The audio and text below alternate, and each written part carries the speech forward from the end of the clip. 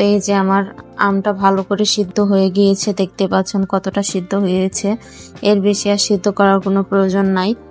এখন আমটা সিদ্ধ হয়ে গিয়েছে, আমি পানি থেকে ঝরিয়ে নিয়ে ভালো করে স্ট্রেনারে ছেঁকে নিয়েছি, যাতে এর ভিতর কোনো দানা বা কোনো কিছু না থাকে।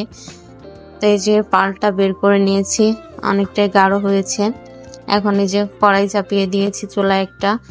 এখন যে আমের যে পালটা বের করেছি সেটা দিয়ে দিয়েছি, অনেকটাই গাঢ়।